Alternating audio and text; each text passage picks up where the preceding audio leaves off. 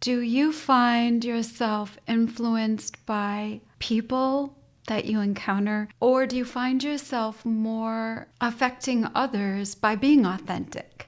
I feel like I can be a sponge to my environment. If I'm at one of your talks and we're all sitting in a room of like-minded people, maybe not all like-minded people, but we're all having this conversation, I can get inspired and it awakens things inside of me that maybe were dormant.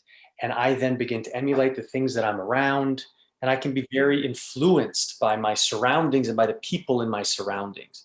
And sometimes that's a blessing, sometimes that's a curse. I feel the environments and the people that I place myself around have a big impact on my my inner world.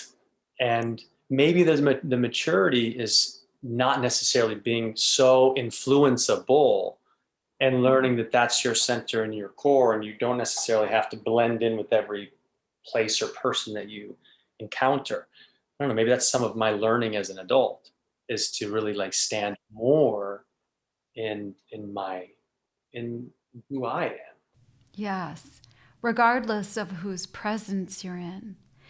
I find that is like a continual practice. You know, I wouldn't say it's the kind of thing, I mean, the illusion is when you're a kid, you're like, well, when I'm an adult, I'll have figured that out and I'll always feel free and I'll always be myself and I'll always bring the best out in whatever group. And it's not possible. My dear friend and mentor used to always say that the ultimate state, the ultimate place is when you can be alone in a crowd. I'm thinking about it in terms of fashion. I go back to when I was a kid and I'd have to go to all these things with my mom and I'd have to wear these outfits that I hated. And I hated it. And then I remember carrying that over as I got older and it's like, oh, well, I'm going to this kind of event. I should wear this kind of thing.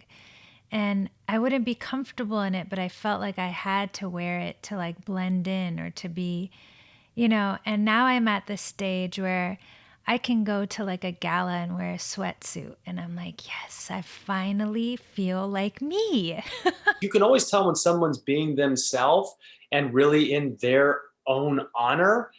And there's just a different light and a different glow. And that is absolutely something that you embody. And the point is the practice is so deep and so powerful and so huge. It's not superficial at all.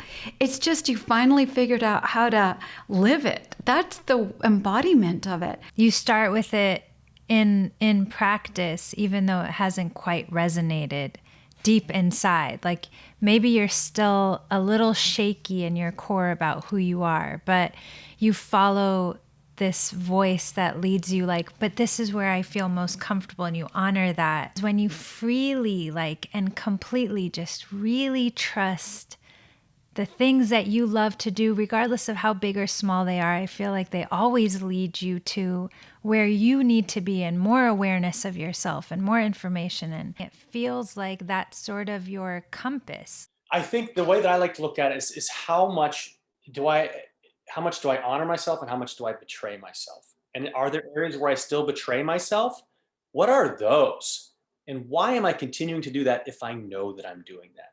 I relate to a lot of what you said. And I think in a lot of areas in my life, that yes is so there and I love it and I follow it right away and I have no issue about it. It's just, it is what it is. And I've learned to trust that. And I guess part of the journey is learning to trust all of those avenues when they come up.